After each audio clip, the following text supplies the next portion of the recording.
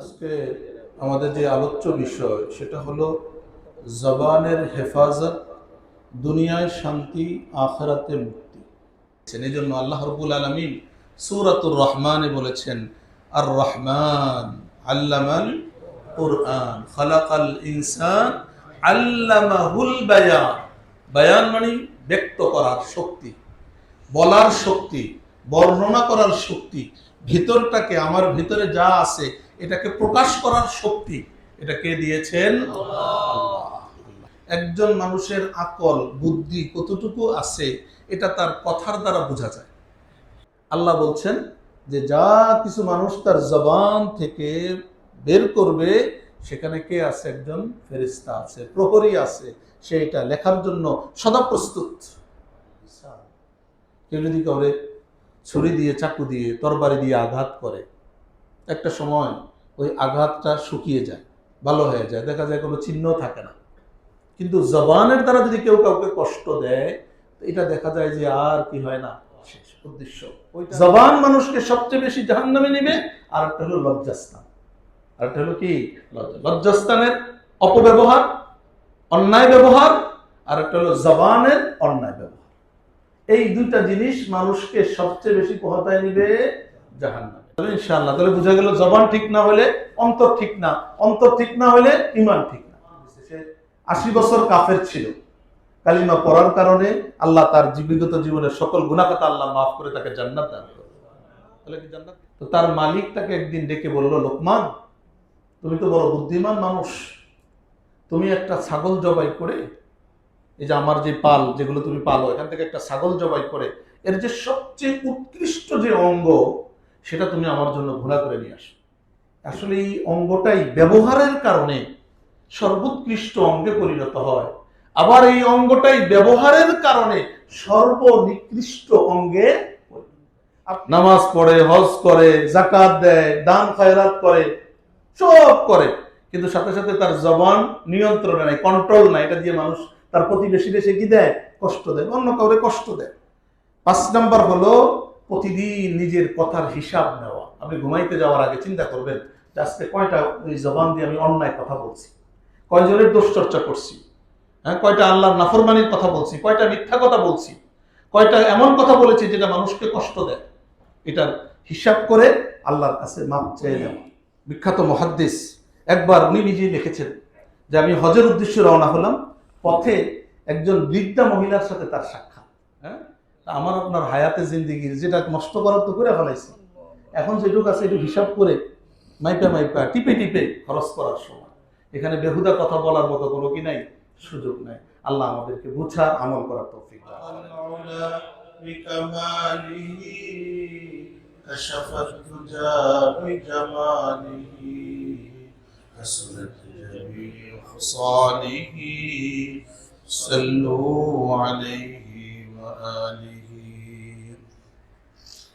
দান করুন।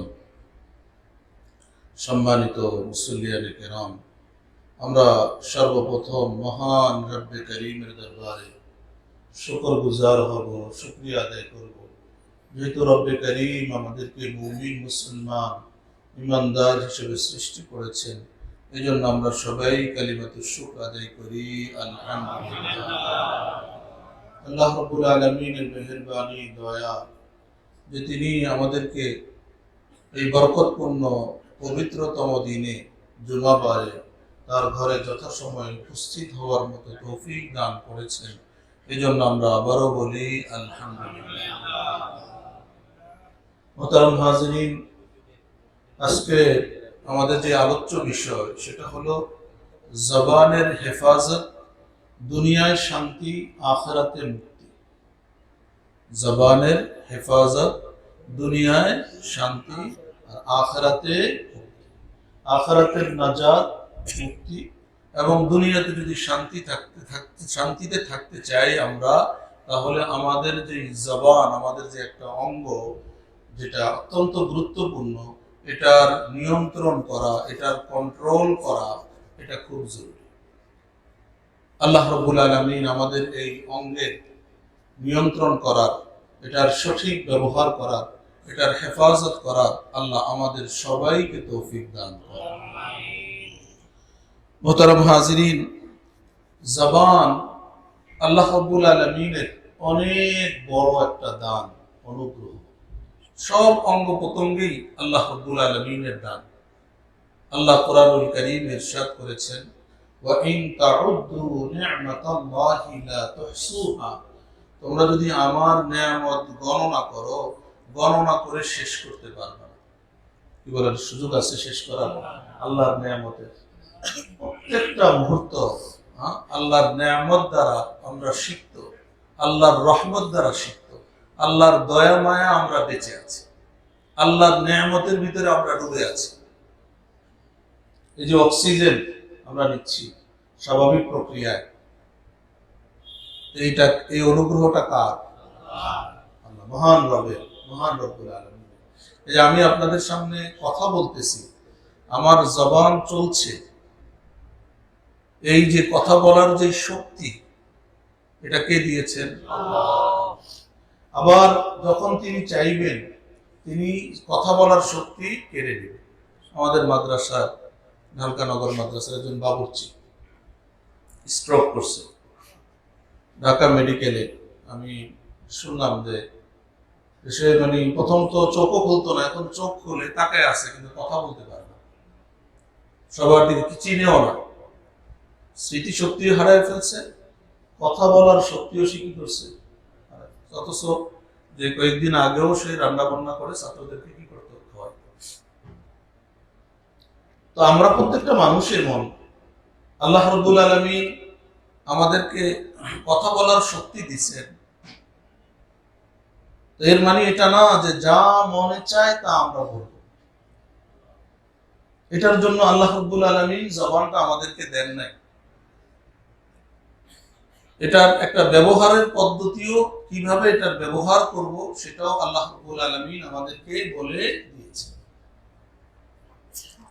জবানের সাথে দিমাগের সম্পর্ক, ব্রেনের সম্পর্ক। যে ব্রেন স্ট্রোক করছে, জবান দিয়ে কথা বন্ধ, ব্রেন কাজ করে না, পাগল হয়ে যায়, তো কি বলে সে বলতে পারে না।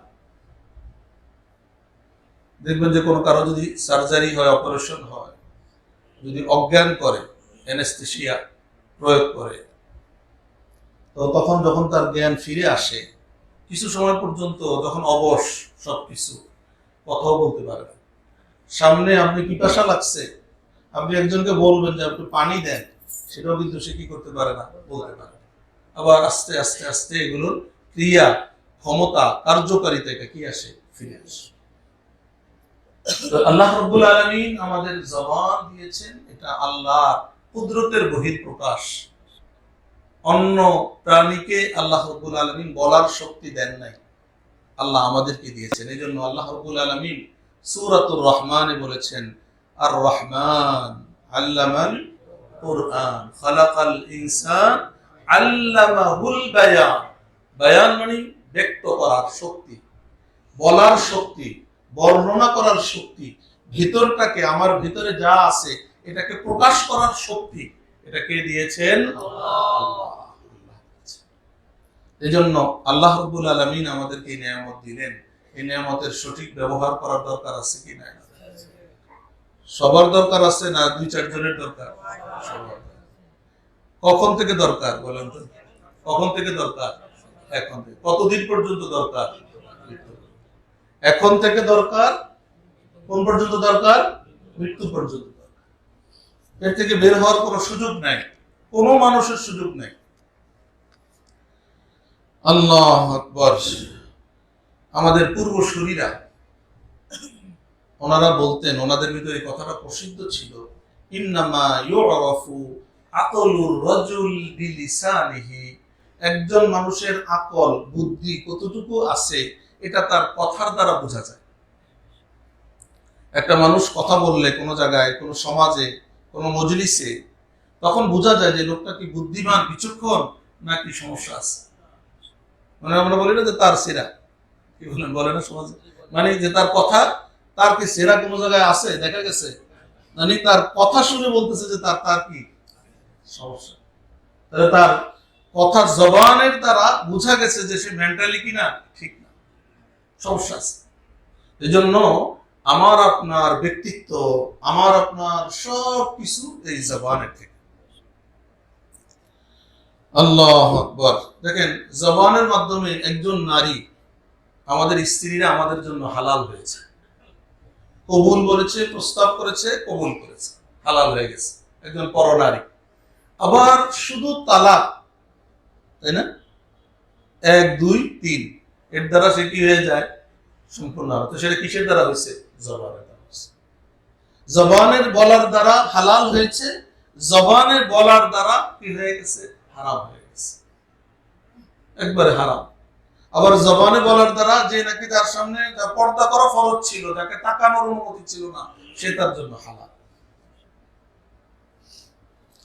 আল্লাহু আকবার। এজন্য আল্লাহ রাব্বুল আলামিন কোরআনুল কারীমে আমাদেরকে বলেছেন, হে আমার বান্দারা, তোমরা যা বলবা ভালো বলবা, খারাপ কিছু বলো না। আল্লাহ রাব্বুল আলামিন সূরাতুল আহজাব আয়াত নাম্বার 70 এবং 71 আল্লাহ বলেছেন, হে ঈমানদাররা, তোমরা আল্লাহকে ভয় করো। ইয়া আইয়ুহাল্লাযীনা আমানুত্তাকুল্লাহ। কাকে ভয় করো? আল্লাহ। ওয়াকুলু কাওলান সাদীদা। সত্য কথা, সঠিক কথা তোমরা বলো, বেঠিক কথা বলো না, মিথ্যা বলো না, অন্যায় কথা বলো না, পরনিন্দার কথা বলো না, জবানে সত্য বলো, সঠিক কথা বলো। কেন বলতে হবে আমাদের সঠিক কথা? আল্লাহ রাব্বুল আলামিন কোরআনুল কারীমে সূরাতুল কফ 17 এবং 18 নং আয়াতে বলেছেন, ইয ইয়াতালাক্কাল মুতালাক্কিয়ান আনিল ইয়ামিনি ওয়া আনিশ শিমালি কাঈদ। স্মরণ রেখো, দুইজন গ্রহণকারী ফেরেশতা, একজন ডানে এবং একজন বামে বসে তারা কর্মলিপি, আমরা যা কিছু করতেছি এই কর্ম লিপিবদ্ধ করতেছি। কি বলেন, করতেছি কি করতেছে না? একজন ডানে, একজন যিনি ডানে উনি নেকি লেখেন, আর যিনি বামে সে বদি লেখেন। গুনাহ যদি হয় তাহলে সেটা বামে, বাম পাশের যে ফেরেশতা তিনি লেখেন, আর যিনি ভালো কাজ করলে সেটা কে লেখেন? ডান পাশে। মা ইয়ালফিযু মিন কাওলিন ইল্লা লাদাইহি রাকীবুন আতীদ। আল্লাহ বলেন, মানুষ যা কিছু তার জবান থেকে বের করে, যা কিছু উচ্চারণ করে, যা কিছু বলে, সেগুলো লেখার জন্য একজন প্রহরী নিযুক্ত আছে, তিনি প্রস্তুত আছে সবসময়। আমি আপনি কি বলতেছি সাথে সাথে নোট হয়ে যাচ্ছে। এটা না এরকম না যে বলে ফেললেন, এটার কোনো রেকর্ড নাই, কেউ শুনলো না, বা আপনার 2-4 জন বললেন, ঘরের ভিতরে বললেন, স্ত্রী স্বামী বলল, যেখানে কেউ নাই। আল্লাহ বলছেন যে যা কিছু মানুষ তার জবান থেকে বের করবে, সেখানে কে আছে? একজন ফেরেশতা আছে, প্রহরী আছে, সে এটা লেখার জন্য সদা প্রস্তুত। আল্লাহু আকবার। হযরত আবু বকর সিদ্দিক রাদিয়াল্লাহু তাআলা আনহু, তিনি একবার তার জবানকে ধরে এটাকে কচলাইতেছিল, মোড়াইতেছিল জবানকে, যে তোর কারণেই তো সব ঝামেলা। লোকেরা জিজ্ঞাসা করলো যে কি ব্যাপার, আপনি এই কাজটা করছেন কেন? আল্লাহু আকবার। তো তিনি বললেন, ইন্না হাদা আওরাদানিল মাওয়ারিদ। এই জবানে আমারে বিপদে ফেলে দিছে, এটার কারণেই তো যত বিপদ। এই জন্য আমি এটারে নিয়ন্ত্রণ করার জন্য আমি এটারে কসলাইতেছি, এটারে শাস্তি দিতেছি, কারণ এটাই তো উল্টাপাল্টা করে। হাদিসে এসেছে, প্রত্যেকদিন সকালবেলা আমার আপনার যে অঙ্গ প্রত্যঙ্গগুলো আছে সবগুলো জবানের কাছে দরখাস্ত করে যে তুমি আমাদের ব্যাপারে আল্লাহকে ভয় করবে, আমাদের ব্যাপারে আল্লাহকে ভয় করবে। তুমি যদি সঠিক কথা বলো তাহলে তো আমরা ঠিক আছি, তুমি যদি ব্যাঠিক কথা বলো তাহলে মাইকটা আমাদের পিঠের উপরে পড়ে। কথা বুঝেন নাই? একজন মনে করেন একজনকে গালি দিল, নাউজুবিল্লাহ, কারণ মুমিন কোনো মুসলমান কারণ মুসলমানকে আমাকে গালি দিতে পারে না, তারপর দিল, আমরা তো দিই। এখন গালি তো দিল জবানে, মাইকটা পরে পিঠের উপরে, বা গালে যায় থাপ্পড় মারে। এই জন্য এই যে গালের যে জবান হলো জিহ্বা, রসনা, যেটা দিয়ে আমরা কথা বলি, আর বাকি সব অঙ্গ এর কাছে দরখাস্ত করে যে তুমি আল্লাহকে ভয় করো আমাদের ব্যাপারে, আল্লাহকে ভয় করে কথা বলো, উল্টাপাল্টা কিছু বলতে যেও না। আম্মাজান আয়েশা রাদিয়াল্লাহু তাআলা আনহা থেকে বর্ণনা, তিনি বলেন, হাকাইতুন নবী সাল্লাল্লাহু আলাইহি ওয়াসাল্লাম রাজুলান ফাকালা মা ইয়াসুররুনি আন্নী হাকাইতু রাজুলান ওয়া আন্না লি কাযা ওয়া কাযা। তিনি বলেন, আমি এক ব্যক্তির অঙ্গভঙ্গি বা তার দোষের অনুকরণ করে আমি আল্লাহ রসুল সাল্লাল্লাহু আলাইহি সাল্লামের কাছে একবার কিছু কথা বললাম। তখন তিনি বললেন, আল্লাহ রসুল সাল্লাল্লাহু আলাইহি সাল্লাম বললেন, আমি কোনো মানুষের অনুকরণ বা নিন্দা করি, এর বিনিময়ে যদি আমাকে অমুক অমুক অর্থ দেওয়া হয়, তবুও তা আমার কাছে মোটেও পছন্দনীয় নয়। আমি একজনের নিন্দা করব আর এর বিনিময়ে আমাকে অনেক মোটা অঙ্কের কি দেওয়া হবে, অর্থ দেওয়া হবে, এটা আমি কি করি না, পছন্দ করি না। আম্মাজান আয়েশা রাদিয়াল্লাহু তাআলা আনহা বললেন, ওয়াকালাত বিয়াদিহা হাকাযা ফাকুলতু ইয়া রাসূলুল্লাহ ইন্না সফিয়া ইমরাআতান। সফিয়া রাদিয়াল্লাহু তাআলা আনহা, উনি একটু খাটো ছিলেন, বেটে ছিলেন। আম্মাজান আয়েশা রাদিয়াল্লাহু তাআলা আনহা তার কথাটা বুঝাইছেন যে সফিয়া একটু খাটো, ইশারা দিয়ে বুঝাইছে বেটে। আল্লাহু আকবার। তো এটা একটা দোষ যে এটা মানুষকে বেটে বলে, আমরা বলি না বিভিন্নভাবে মানুষকে, খুব লম্বা হইলেও তারে ব্যঙ্গ করে বলি, কথা বলি, আবার খাটো হইলেও কি বলি, ব্যঙ্গ করে কথা বলি, বাইকটা বলি, বলে না বিভিন্ন মানুষ বিভিন্ন রকমের কথা। আল্লাহু আকবার। তো আল্লাহ এই যে তার এই কথাটা যে আম্মাজান আয়েশা রাদিয়াল্লাহু তাআলা আনহা সফিয়া রাদিয়াল্লাহু তাআলা আনহার ব্যাপারে বলছেন, ইশারা দিয়ে বুঝাইছেন তার খাটো হওয়ার বিষয়টা, আল্লাহ রসুল সাল্লাল্লাহু আলাইহি ওয়াসাল্লাম আম্মাজান আয়েশা রাদিয়াল্লাহু তাআলা আনহাকে বললেন, হে আয়েশা, তুমি এমন একটা কথা বলছো, এমন একটা ইঙ্গিত তুমি দিছো, লাকাদ মাযাজতি বিকালিমাতিন লাউ মুজিজাত বিহা মাউল বাহরি লা মুজিজা। যে কথাটা এত ভারী, এই কথাটাকে যদি, এইটাকে যদি সমুদ্রের পানির সঙ্গে মিশিয়ে দেওয়া হতো, তবুও পুরা সমুদ্রের পানিটা কলুষিত হয়ে যেত। মানে এই কথাটা এত কলুষিত, এত দুর্গন্ধযুক্ত, যেটা যদি সমুদ্রের কথাটা, সমুদ্রের ভিতরে কত পানি থাকে, এই পুরা পানির সাথে যদি এটাকে মিশিয়ে দেওয়া হতো, তাহলে পুরা পানিটা কলুষিত হয়ে যেত। কি বলছে? খাটো, তারা বেটে বুঝাইতে চাইছে। আল্লাহু আকবার। এজন্য কবি বলেছেন, জারাহাতুস সিনানে লাহালতিয়ামু ওয়ালা ইয়ালতাবু মা জারাহাল লিসান। কেউ যদি করে ছুরি দিয়ে, চাকু দিয়ে, তরবারি দিয়ে আঘাত করে, একটা সময় ওই আঘাতটা শুকিয়ে যায়, ভালো হয়ে যায়, দেখা যায় কোনো চিহ্ন থাকে না। কিন্তু জবানের দ্বারা যদি কেউ কাউকে কষ্ট দেয়, এটা দেখা যায় যে আর কি হয় না, শেষ হয়। ওইটার ওই ঘা, ওই আঘাত, ওইটা কি হয় না, আর শুকায় না। এই জন্য জবানের দ্বারা কাউকে আঘাত করার আগে হাজারো চিন্তা আমাকে করতে হবে যে আমি যাকে আঘাত করছি, তো তাকে কষ্ট দিচ্ছি, এই আঘাত এটা তো কতটুকু আমি সঠিক তাকে করতেছি। আল্লাহ আমাদেরকে জবানকে সঠিকভাবে ব্যবহার করার আল্লাহ তৌফিক দান করেন। দেখেন, আল্লাহ রসুল সাল্লাল্লাহু আলাইহি ওয়াসাল্লাম হযরত উকবা ইবনে আমির রাদিয়াল্লাহু তাআলা আনহু থেকে বর্ণিত হাদিস, তিনি বলেন, কুলতু ইয়া রাসূলুল্লাহ মান নাজাত। নাজাত এবং মুক্তির পথ কি? আমরা সবাই তো নাজাত চাই, মুক্তি চাই না, কি বলেন? মুক্তির পথ কি? আল্লাহ রসুল সাল্লাল্লাহু আলাইহি ওয়াসাল্লাম বললেন, তিনটা জিনিস করতে বললেন। আমলিক আলাইকা লিসানাক, তুমি তোমার জবানকে নিয়ন্ত্রণে রাখো, কন্ট্রোলে রাখো। যা মনে চায় তা বলে দিও না, মাপো, হিসাব করো। पहले बात को तोलो फिर बोलो, पहले बात को तोलो फिर बोलो। যে আমি যে কথাটা বলতেছি এটা আসলে কতটুকু সঠিক,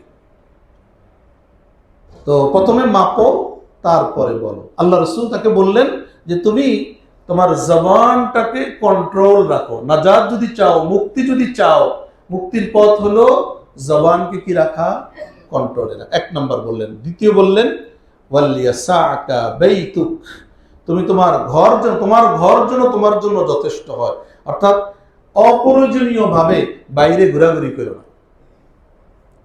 বাইরে যারা ঘোরাঘুরি করে, প্রয়োজনে তো বের হওয়া লাগে, প্রয়োজন ছাড়া গল্প করে, আড্ডা দেয়, বিভিন্ন রকমের ঝামেলা এখান থেকে তৈরি হয়, কি বলে, ঝগড়া বিবাদ হয় না? তো আল্লাহ রাসূল সাল্লাল্লাহু আলাইহি ওয়াসাল্লাম বললেন যে প্রয়োজন ছাড়া তুমি তোমার ঘরে থাকো।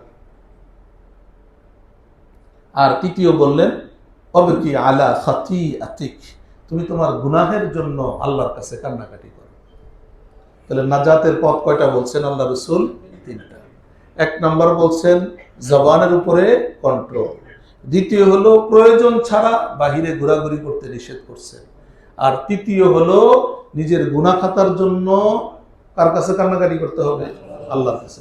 পারা যাবে ইনশাআল্লাহ? তাহলে ইনশাআল্লাহ আশা করা যায় আল্লাহ আমাদেরকে মুক্তির রাস্তা আল্লাহ আমাদের জন্য বের করে দিবেন। আল্লাহু আকবার। হযরত আবু হুরায়রা রাদিয়াল্লাহু তাআলা আনহু থেকে বর্ণিত হাদিস, তিনি বলেন রাসূলুল্লাহ সাল্লাল্লাহু আলাইহি সাল্লামকে জিজ্ঞাসা করা হলো, ইয়া রাসূলুল্লাহ, যে আন আকতারি মা ইউদখিলুন নাসাল জান্নাহ, কোন জিনিস সবচেয়ে বেশি মানুষকে জান্নাতে প্রবেশ করাবে? মানে কোন আমলের কারণে, কোন কাজের কারণে মানুষ সবচেয়ে বেশি জান্নাতে যাবে? আল্লাহ রাসূল সাল্লাল্লাহু আলাইহি সাল্লাম বললেন তাকওয়াল্লাহ, আল্লাহর ভয়। কার ভয়? আল্লাহর ভয় যদি অন্তরে থাকে। আরেকটা হলো ওয়া হুসনুল খুলুক, উত্তম চরিত্র। দুইটা কথা বললেন, একটা হলো আল্লাহর ভয়, আর একটা হলো কি? উত্তম চরিত্র। আমার অন্তরে আল্লাহর ভয় আছে কিনা আমাকে হিসাব নিতে হবে। এটা তো অন্তরের সাথে সম্পর্ক।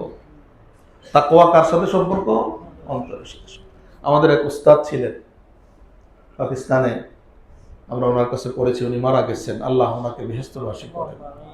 ওনার কাছে একজন ছাত্র গেছে, যে কথা বলবে সে একবারে মাথা ঝুঁকায় একবারে এইভাবে পড়ে যাচ্ছে। উচিত তো হলো একজনের সাথে কথা বললে তার সামনাসামনি তাকায় কথা বলা, কিন্তু সে আদব দেখাইতে গিয়ে একবারে ঝুঁকে মাথা নিচে দিয়ে। তুমি তারা ডাক দিলেন, ডেকে বললেন যে মৌলভী সাহেব, তাকওয়া ইহা নেহি, তাকওয়া ইহা। তাকওয়া ঘরের ভিতরে কি না, তাকওয়া না। তাকওয়া হলো কোথায়? অন্তরের সাথে, অন্তরের সম্পর্ক। কথা বুঝেন নাই? আমরা অনেক মানুষ এমন আছি একবারে সামনে এসে ভেঙে পড়তেছে, কথা বুঝাচ্ছে, কিন্তু পেছনে গেলে আবার কি ওই রূপটা আমাদের থাকে না। তো পেছনে যদি আপনার এই রূপ না থাকে তাহলে অন্তরে কি নাই? তাকওয়া নাই। কারণ যার অন্তরে তাকওয়া আছে তার সামনে যেরকম থাকবে তার পিছনটাও কি থাকবে? ওই রকম থাকবে। তো সবচেয়ে বেশি জান্নাত দুই আমল, দুইটা। একটা হলো আল্লাহর ভয়, আর ভয়ের সম্পর্ক কিসের সাথে? আত্মার সাথে, এখানে কলবের সাথে। আর হলো উত্তম ব্যবহার। হ্যাঁ, উত্তম ব্যবহারের বহিঃপ্রকাশ হবে, অঙ্গ প্রত্যঙ্গের দ্বারা হবে। এই দুই জিনিস মানুষকে সবচেয়ে বেশি জান্নাতে নিবে। বলেন সুবহানাল্লাহ। এরপরে সাহাবী প্রশ্ন করলেন, ইয়া রাসূলুল্লাহ, সবচেয়ে বেশি জাহান্নামে কোন জিনিসে নিবে? জান্নাতেরটা তো পাইলাম, বুঝ পাইলাম, জাহান্নামে কোন? জান্নাতেরটা জানলাম, জাহান্নামে কোন জিনিস সবচেয়ে বেশি নিবে? আল্লাহ রাসূল সাল্লাল্লাহু আলাইহি ওয়াসাল্লাম বললেন আল ফামু ওয়াল ফারজু। একটা হলো জবান, ফাম মানে মুখ, তো মুখ মানে জবান, উদ্দেশ্য। জবান মানুষকে সবচেয়ে বেশি জাহান্নামে নিবে। আর একটা হলো লজ্জাস্থান। আর একটা হলো কি? লজ্জাস্থানের অপব্যবহার, অন্যায় ব্যবহার, আর একটা হলো জবানের অন্যায় ব্যবহার। এই দুইটা জিনিস মানুষকে সবচেয়ে বেশি কোথায় নিবে? জাহান্নামে নিবে। আল্লাহ যেটা বেশি জান্নাতে নিবে ওটা করার তৌফিক দান করেন, যেটা বেশি জাহান্নামে নিবে ওটা থেকে বাঁচার আল্লাহ আমাদেরকে তৌফিক দান করেন। আল্লাহু আকবার। আল্লাহ রাসূল সাল্লাল্লাহু আলাইহি সাল্লাম হাদিসে হযরত আনাস বিন মালিক রাদিয়াল্লাহু তাআলা আনহু, হাদিসের বর্ণনাকারী সাহাবী, তিনি বলেন লা ইস্তাকিমু ঈমানু আবদিন হাত্তা ইস্তাকিমা কলবুহু। কোন বান্দার ঈমান পরিপূর্ণ এবং সুদৃঢ় হতে পারে না যতক্ষণ না তার অন্তর সোজা হবে, অন্তর শুদ্ধ হবে। অন্তর শুদ্ধ না হলে তার ঈমানও কি হবে না? শুদ্ধ হবে না। কারণ ঈমানের জায়গা হলো কোনটা? অন্তর। তো অন্তরের ভিতরে যদি নেফাকি থাকে, অন্তরের ভিতরে যদি মুনাফিকি থাকে, তাহলে কি হবে না? ঈমানও কি হবে না? সঠিক হবে না। ওয়ালা ইস্তাকিমু কলবুহু হাত্তা ইস্তাকিমা লিসানুহু। তার জবান যতক্ষণ পর্যন্ত সোজা না হবে ততক্ষণ পর্যন্ত তার অন্তর সোজা হবে না। জবান যদি ব্যাঠিক হয় তাহলে অন্তরও কি হবে? ব্যাঠিক হবে। ওয়ালা ইয়াদখুলুল জান্নাতা রাজুলুন লা ইয়ামানু জারুহু বাওয়াইকাহু। আল্লাহ রাসূল পরে এই হাদিসের শেষ অংশে বললেন, ওই ব্যক্তি জান্নাতে প্রবেশ করবে না যার অনিষ্ট থেকে তার প্রতিবেশী নিরাপদ না। তার প্রতিবেশী কি নয়? নিরাপদ। আমার বলার উদ্দেশ্য হাদিসের প্রথম অংশ যে যার অন্তর ঠিক না তার ঈমান ঠিক না, যার আপনার অন্তর ঠিক না হ্যাঁ, অন্তর ওই সময় পর্যন্ত ঠিক হবে না যতক্ষণ পর্যন্ত জবান কি হবে না, ঠিক হবে। তাহলে ইনশাআল্লাহ, তাহলে বোঝা গেল জবান ঠিক না হলে অন্তর ঠিক না, অন্তর ঠিক না হলে ঈমান ঠিক না। আল্লাহু আকবার। আরবিতে একটা প্রবাদ আছে, ইদা তাম্মাল আকলু নাকাসাল কালাম। যখন মানুষের আকল বুদ্ধি পরিপক্ক হয় তখন তার কথা কমে যায়। কথা কি হয়ে যায়, কথা সে কম বলে। আর যখন দেখবেন যে বেশি কথা বলে, তার মানে তার আকল বুদ্ধি এখনো কি হয় নাই, পরিপূর্ণ হয়। বাচ্চারা বলে বাচাল, অনেক বেশি কথা বলে ছোট মানুষ, কারণ তার তো এখনো বুঝ বুদ্ধি পরিপূর্ণ হয়নি। কিন্তু যার বুঝ বুদ্ধি পরিপূর্ণ হয় তার কথাবার্তার ভিতরে কি আসে, কন্ট্রোল আসে। আল্লাহু আকবার। আমাদের পূর্বসূরীরা ওনারা বলতেন, মান কাসুরা কালামুহু কাসুরা সাকাতুহু, যে কথা বেশি বলে তার দোষ ত্রুটিও ভুল ত্রুটিও কি হয়, বেশি ধরা। দেখেন নাই যে আমাদের দেশে যারা দেশ চালায়, মন্ত্রীরা আছে, যেসব মন্ত্রীরা বেশি কথা বলে এগুলো ধরা বেশি খায় না, কি বলেন? আর অনেক মন্ত্রী আছে কোনো আজ পর্যন্ত মিডিয়ার সামনে তারা আসেনি, তাকে কোনো বক্তব্যই পাওয়া যায় না, তাকে নিয়ে কোনো সমালোচনা নেই, অথচ এগুলো কাজ করতেছে না। ওই লোক কথা বলতেছে, কাজও করে, কিন্তু কথা কথা কি বলে, বেশি বলে। কথা একটু বেশি বলার কারণে, যে কয়দিন আগে আমাদের শিক্ষামন্ত্রী কোনো একটা কথা বলতে গিয়ে বাচ্চাদের গিয়ে শেষে তুলনা করছে না, পোলাপান রাস্তায় নেমে গেছে। ভারতে দেখছেন না, ওই যে বিচারপতি কি বলছে, তো কথা এমন এক জিনিস, একটু কথা বলছে আর যে বলে নাই সে বাস নিরাপদ, তারা নিয়ে কোনো ঝামেলা নেই। তো কথা বেশি হলে ত্রুটি ভুল ত্রুটি কি হয়, বেশি হয়। ওমান কাতুরা সাকাতুহু কাল্লা হায়াউহু, যার ভুল ত্রুটি বেশি হইতে থাকে এরকম তার হায়া কমে যায়, লজ্জা শরম কমে যায়। সেজন্য চিন্তা করে এরকম, তো দেখবেন যে এদের আর কোনো লজ্জা, মিডিয়ার সামনেও বলতে থাকে, ওই হায়া শরমটা কমে গেছে, এটা কোনো বিষয় না, মনে করে এটা কোনো বিষয় না। আর যখন ওমান কাল্লা হায়াউহু কাল্লা ওয়ারাউহু, যার হায়া শরম কমে যায় তার তাকওয়া খোদা ভীতি এটাও কি হয়ে যায়, কমে যায়।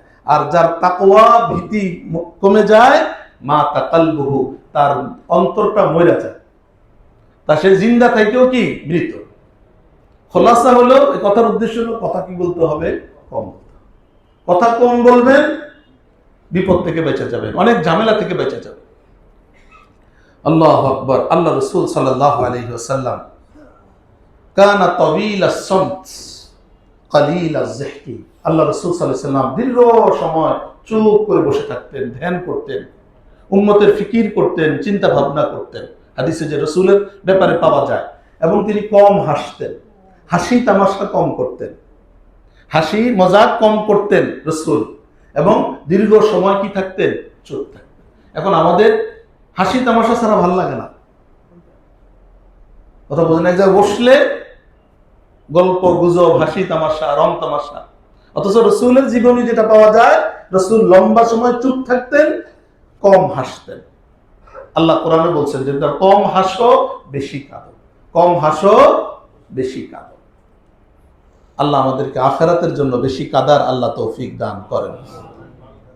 আল্লাহ রাসূল, আল্লাহু আকবার, আল্লাহ রাসূল সাল্লাল্লাহু আলাইহি ওয়াসাল্লাম, আবু হুরায়রা রাদিয়াল্লাহু তাআলা আনহু থেকে বর্ণিত হাদিস, আল্লাহ রাসূল সাল্লাল্লাহু আলাইহি ওয়াসাল্লাম বলেছেন, মান কানা ইউমিনু বিল্লাহি ওয়াল ইয়াউমিল আখির, যে মানুষটা আল্লাহর উপরে ঈমান রাখে, আখিরাতের উপরে ঈমান রাখে, বিশ্বাস রাখে, সেজন্য ফালা ইউযি জারাহু, সেজন্য তার প্রতিবেশীকে কষ্ট না দেয়, তার প্রতিবেশীকে কি না দেয়, কষ্ট না দেয়।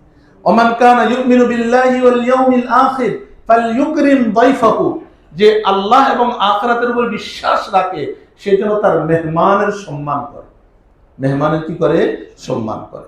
এরপরে ওমান কানা ইউমিনু বিল্লাহি ওয়াল ইয়াউমিল আখির ফালইয়াকুল খায়রান আও লিয়াসমুত, আর যে আল্লাহ এবং আখিরাতের উপরে বিশ্বাস রাখে সেজন্য কথা বললে ভালোটা বলে, আর না হয় চুপ থাকে।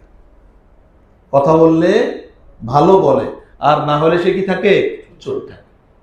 কল্যাণের কথা বলবো, ভালো কোনটা, অনর্থক কোনো কথা না, যেটাতে আমার আখিরাত এবং দুনিয়া উভয়টার লাভ আছে, অথবা দুনিয়ার লাভ আছে অথবা আখিরাতের লাভ আছে। যেটার ভিতরে দুনিয়া আখিরাত অথবা কোনোটার কোনো লাভ নাই, সেটাই হলো বেহুদা অনর্থক কাজ। করা যাবে ইনশাআল্লাহ। হয়তো বললে ভালো কথা বলবো, মানুষকে দিন শিখাবো, কোরআন শিখাবো, দিনের মাসআলা শিখাবো, নামাজের দাওয়াত দিব, ভালো কাজের প্রতি উদ্বুদ্ধ করব, তাই না? ভালো একটা পরামর্শ দিলাম, ভালো কাজ। যদি এটা না পারি আমি কি থাকবো, চুপ থাকবো। আল্লাহু আকবার। আল্লাহ রাসূল সাল্লাল্লাহু আলাইহি সাল্লাম অন্য হাদিসে ইরশাদ করেছেন, তিরমিজি শরীফের বর্ণনা, মান সমাতা নাজা, যে চুপ থাকে সে মুক্তি পায়, যে চুপ থাকে সে কি পায়? মুক্তি পায়। আল্লাহু আকবার।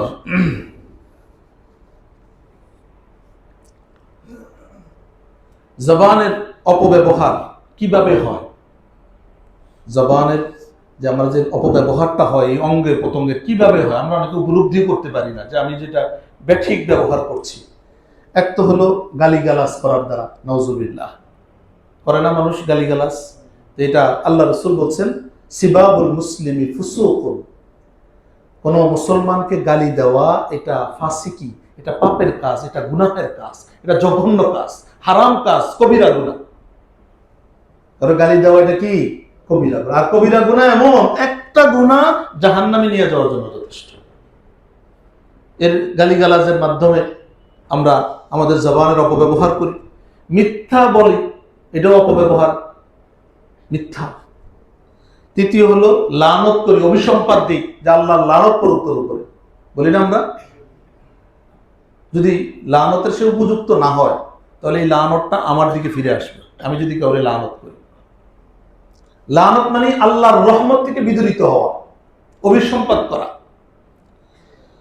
চতুর্থ হলো কারো গীবত করা, দুশ্চর্চা করা, এটা অপব্যবহারের একটা পথ। 5 নম্বর হলো শোনা কথা বলে বেড়ানো, শোনা কথা বলে বেড়ানো। 6 নম্বর হলো মিথ্যা বলে মানুষকে হাসানো। কি বলেন, এটা আছে কি নাই আমাদের সমাজের ভিতরে? যে মিথ্যা বলে মানুষকে কি করানো? হাসানোর জন্য কি বলা? মিথ্যা কথা বলা। 7 নম্বর হলো ভালো মন্দ বিচার না করেই কোনো কথা বলে দেওয়া। এটা শুনলেন, শুনে আপনি মন্তব্য করে দিলেন, কোনো ভালো মন্দ কোনো বিচার করলেন না। এটাও জবানের একটা কি? অপব্যবহার। এটার জন্য আপনাকে ধরা খাইতে হবে। 8 নম্বর হলো দ্বিমুখী আচরণ করা। এর কথা এখানে শুনে এখানে লাগাইলেন, আবার এর কাছে যে আরেকটা বললেন। এরকম চরিত্র আছে নাকি বলেন আমাদের সমাজের ভিতরে? দুমুখ সাপ যেরকম, এরা হলো কি দুমুখী সাপের মতো, সব জায়গায় ভালো থাকতে চায়, এখানে এসে বলে একটা, ওখানে যায় বলে আরেকটা।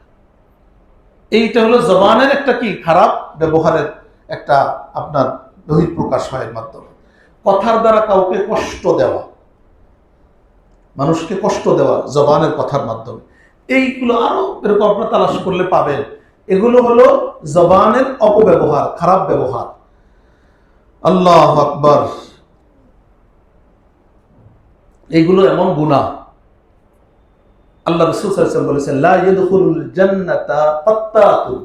অন্য হাদিস আছে, লা ইয়াদখুলুল জান্নাতা নাম্মামুন, যে যারা চগলখড়ি করে, এখানের কথা এখানে লাগায়, হ্যাঁ, মানুষের অগাচরে দোষ ত্রুটি বর্ণনা করে, আল্লাহ রাসূল সাল্লাল্লাহু আলাইহি ওয়াসাল্লাম বলেছেন এরা জান্নাতে প্রবেশ করবে না। বলেন নাউজুবিল্লাহ।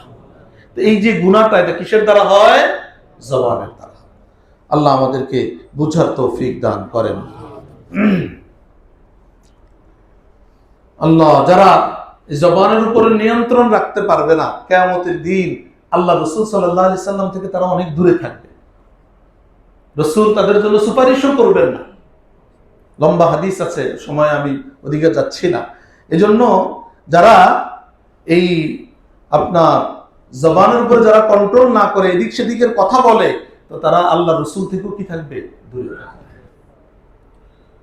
আল্লাহ রাসূল সাল্লাল্লাহু আলাইহি সাল্লাম বলেছেন, হযরত আবু হুরায়রা রাদিয়াল্লাহু তাআলা আনহু থেকে বর্ণিত হাদিস, আল্লাহ রাসূল সাল্লাল্লাহু আলাইহি সাল্লাম বলেছেন, ইন্নাল আবদা লা ইয়াতাকাল্লামু বিল কালিমা, মানুষ এমন কথা বলে যে ইয়ানজিলু বিহা ফিন নার, যেটার কারণে সে জাহান্নামে চলে যায়। যেটা যেন কোথায় চলে যায়? জাহান্নামে চলে যায়। আবার অনেক সময় মানুষ এমন কথা বলে তার জবানের দ্বারা, সেই কথা দ্বারা সে জান্নাতে পর্যন্ত পৌঁছে। কারণ একজন মানুষ কালিমা পড়ছে, মুসলমান হয়েছে, সে 80 বছর কাফের ছিল, কালিমা পড়ার কারণে আল্লাহ তার বিগত জীবনের সকল গুনাহ খাতা আল্লাহ মাফ করে তাকে জান্নাত দান করে। তাহলে কি জান্নাত গেছে কি যায় নাই? শুধু কালিমা বলার কারণে সে কোথায় চলে গেছে? অথচ 80 বছর সে আল্লাহরে মানে নাই, কিন্তু মরার আগে যখন পর্যন্ত তওবা কবুল হয়, সে তওবা করে কালিমা পড়ে কি হয়ে গেছে? খাঁটি মুসলমান হয়েছে। তাহলে এই শুধু কালিমা পড়ার কারণে সে কোথায় চলে গেল? জান্নাতে চলে গেল।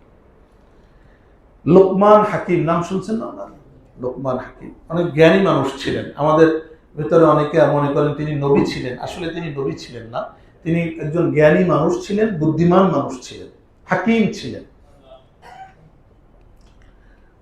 উনি একজনের অধীনে কাজ করতেন, তার মেষ ছাগল চড়াতেন।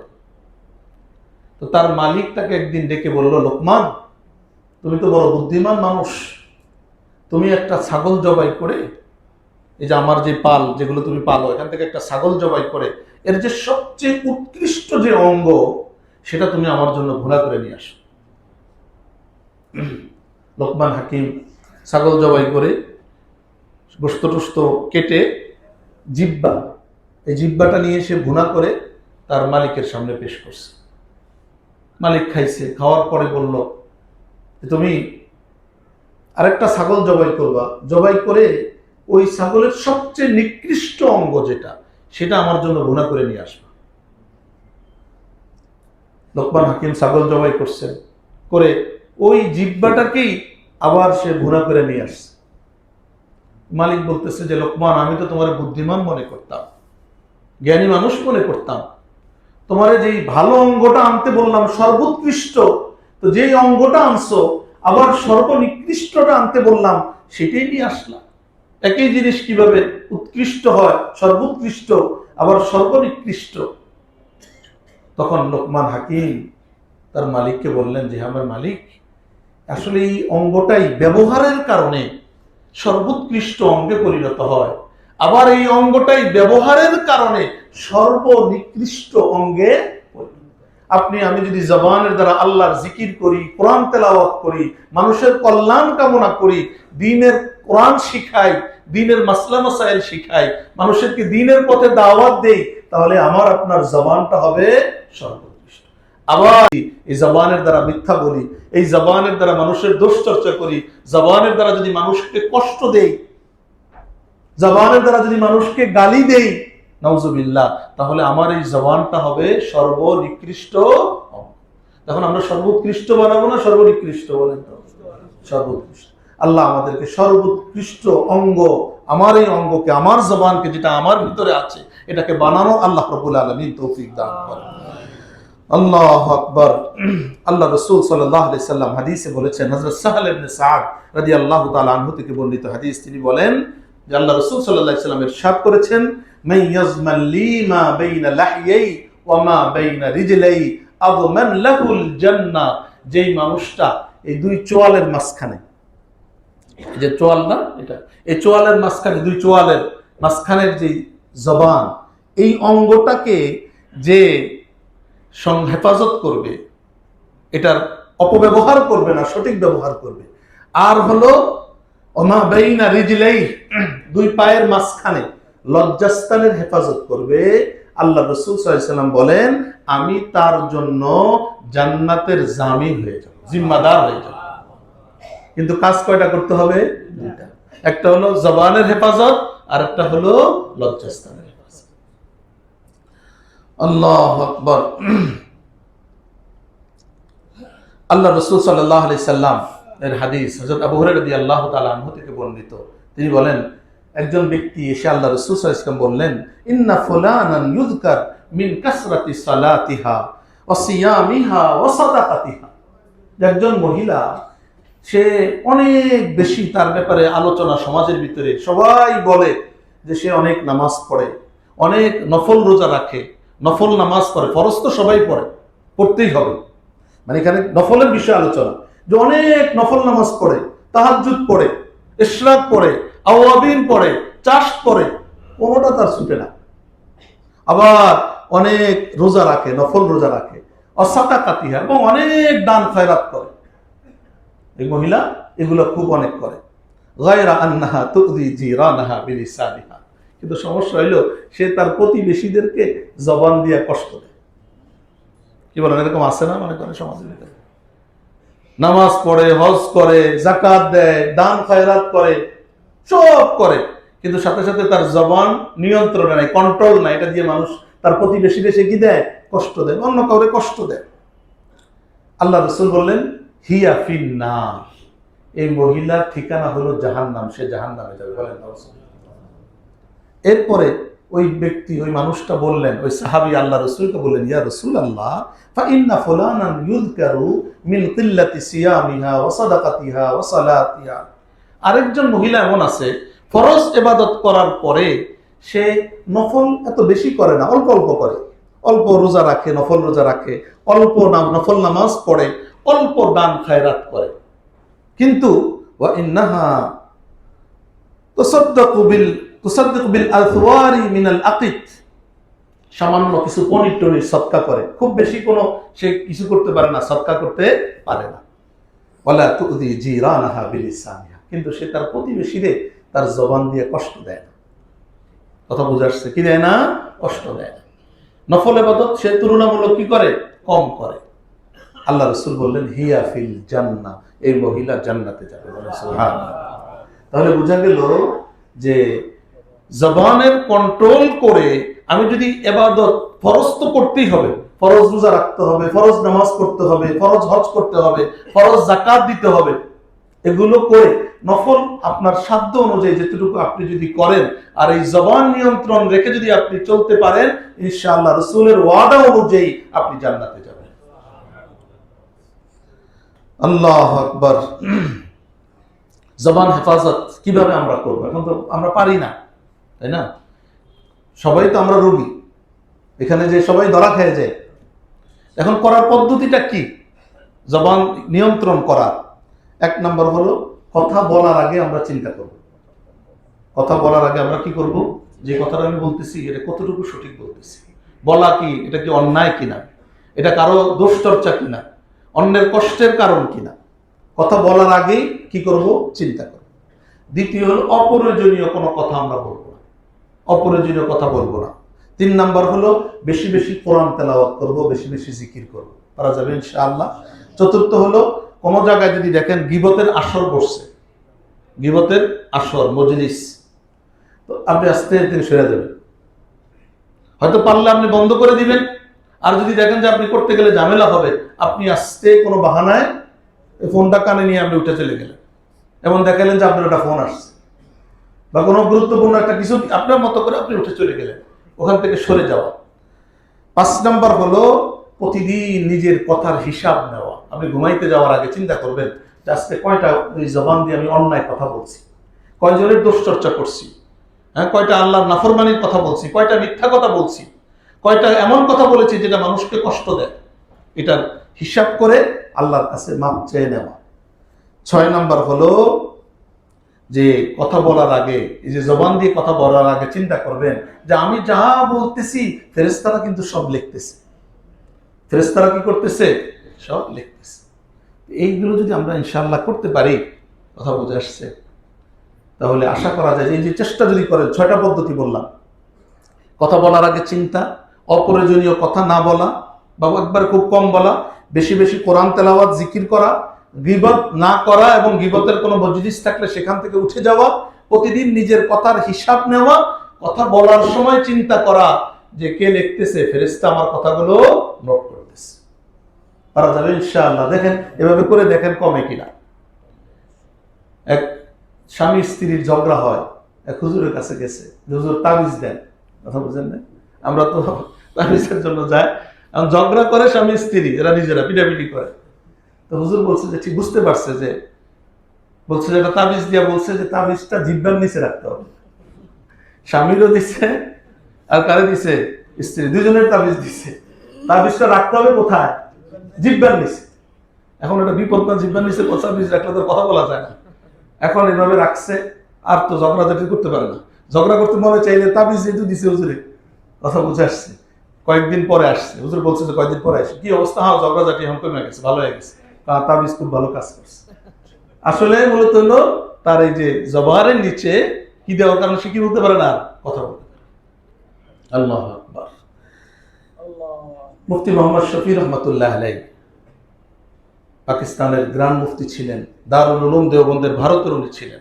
ওনার এক উস্তাদ ছিলেন আসগর, মিয়া আসগর সাহেব।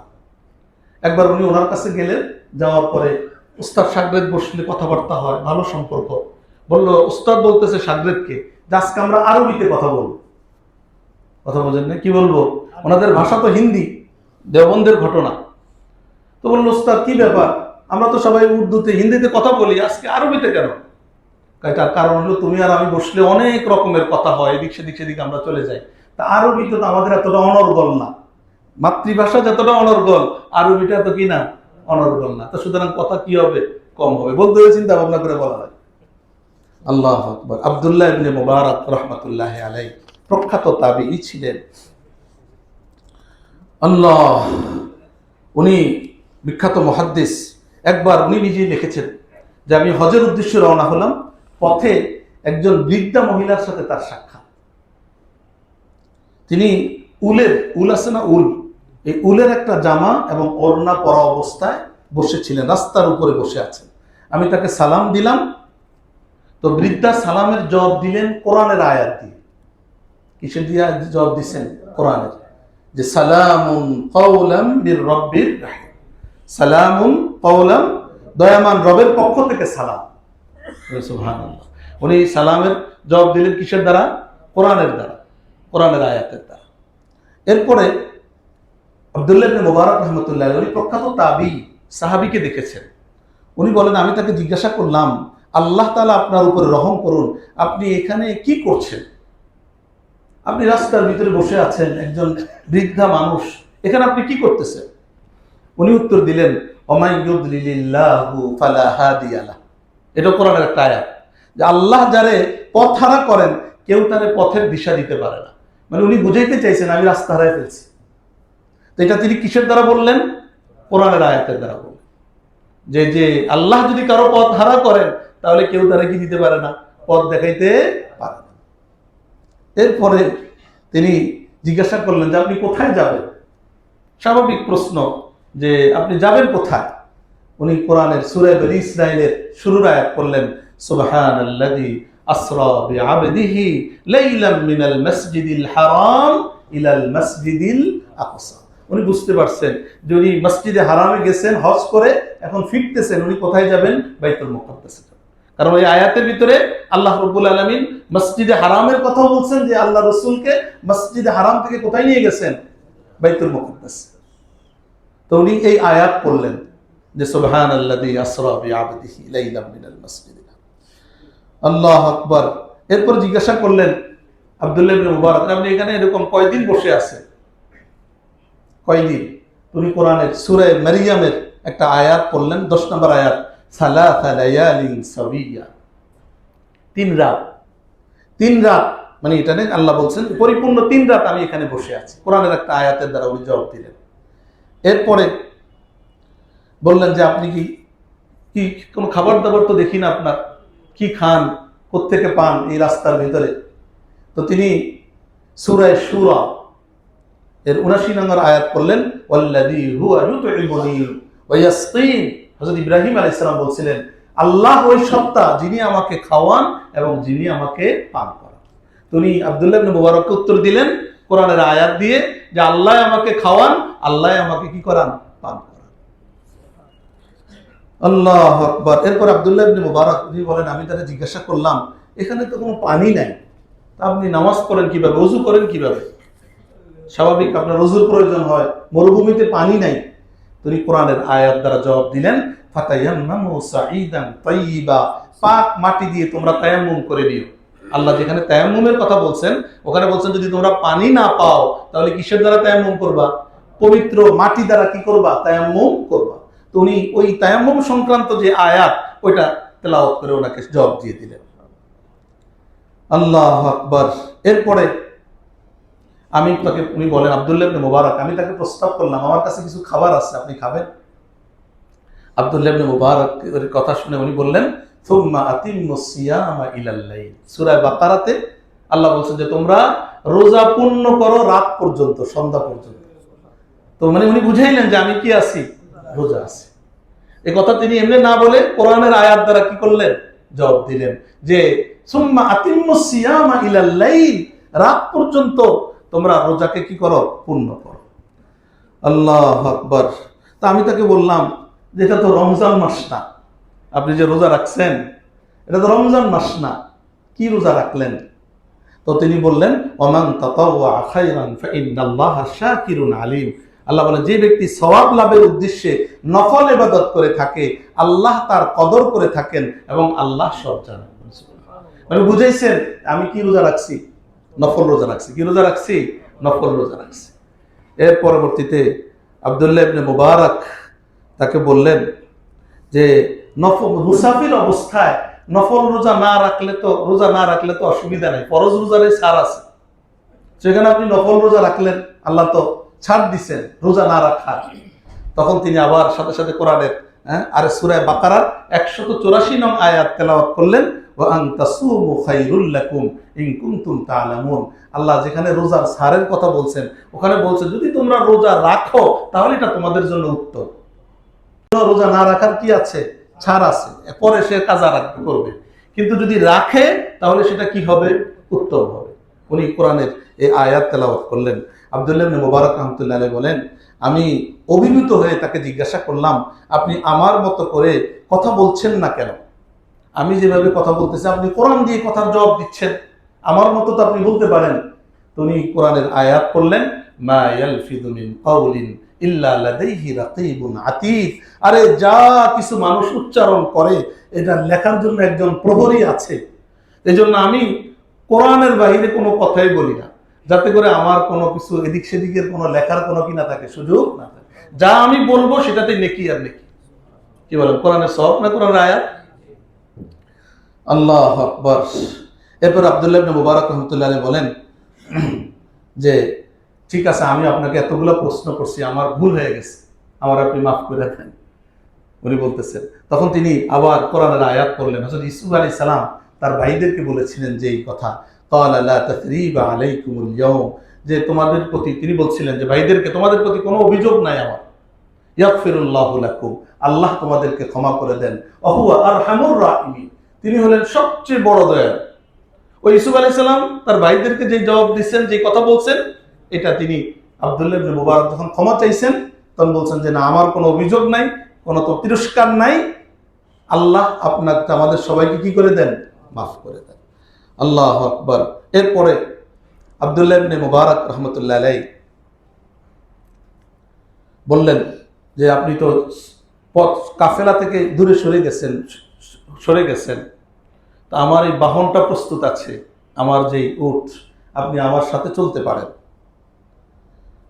তখন তিনি কোরআনের আয়াত পড়ে তার বললেন ওমা তাফআলু মিন খাইরি ইয়ালামুল্লাহ, যে তোমরা যা কিছু করো সব কে জানে, ভালো কাজ করো সেটা কে জানেন? তুমি যে আমারে এই যে উটের বাহন দিয়া সহযোগিতা করবা এটা কে জানেন? আল্লাহর কাছে তুমি এটা প্রতিদান পাই। আল্লাহু আকবার। আব্দুল্লাহ ইবনে মুবারক রাহমাতুল্লাহ আলাইহি তাকে যখন বললেন যে উঠে বসেন, তখন তিনি কোরআনের আয়াত পড়লেন কুল্লিল মুমিনিনা ইয়াগুদ্দু মিন আবসারিহিম, হে নবী আপনি মুমিনদেরকে বলেন, পুরুষদেরকে, তারা যেন তাদের চক্ষুকে অবনত রাখে। এই মহিলা মানুষ, এজন্য বলছে যে আমি যে তোমার বাহনে উঠলাম তুমি তোমার কি করো? চোখের হেফাজত করো। সুবহানাল্লাহ। কোরআনের আয়াত পড়ে তার স্মরণ করাই দিলেন। পড়তে যে উটটা ওনাকে দেখে ভয় পেয়ে গেছে, পড়ে গেছেন, ব্যথা পাইছেন, সাথে সাথে কোরআনের আয়াত পড়লেন ওয়ামা আসাবাকুম মিন মুসিবাতিন ফাবিমা কাসাবাত আইদিকুম, যা বিপদ আপদ তোমাদের আসে এটা তোমাদের হাতের কামাই, এর কারণে তোমাদের বিপদ আপদ আসে। আল্লাহু আকবার। ঘটনার একটু লম্বা থাকুক, এটা ইনশাআল্লাহ আল্লাহ যদি হায়াতে রাখেন আগামী জুমায় আল্লাহ যদি বাঁচায় রাখেন বাকি অংশটুকু মানে বলার উদ্দেশ্য হলো উনি কত বছর, এটা শেষে ঘটনা শেষে যা বুঝতে পারবেন যে কত বছর ধরে ওনার এই আমল ছিল যে কোরআনের আয়াত ছাড়া উনি অন্য কোনো কথাই কি করেন নাই। তার মানে কি বসে বসে ফালতু কথা বলছে, আমাদের মতো ফালতু সময় নষ্ট করছেন? আল্লাহ আমাদেরকে আমাদের জীবনটাকে এরকম বানানোর তৌফিক দান করেন। কয়েকটা দিন আছে মাত্র, দেখবেন কারো যদি সফরে যায়, মনে করেন 5 লাখ টাকা নিয়ে গেছে, এখন টাকা টুকা শেষ, অল্প আছে, মনে করেন হয়তো 10,000 আছে, হিসাব করে খরচ করে না। প্রথমে যেরকম ব্যয় হিসাবে খরচ করে, পরেও কিরকম হিসাব খরচ করে, আরে আমার এই টাকা দিয়ে বাড়িতে বসিতে হবে। আমার আপনার হায়াতে জিন্দিগি যেটা নষ্ট করার তো করে ফেলাইছে, এখন যেটুকু আছে একটু হিসাব করে মাইপা টিপে খরচ করার সময় এখানে বেহুদা কথা বলার মতো কোনো কি নাই, সুযোগ নাই। আল্লাহ আমাদেরকে বুঝার আমল করার তৌফিক দান করেন। আখির দাওয়ানা আলহামদুলিল্লাহ।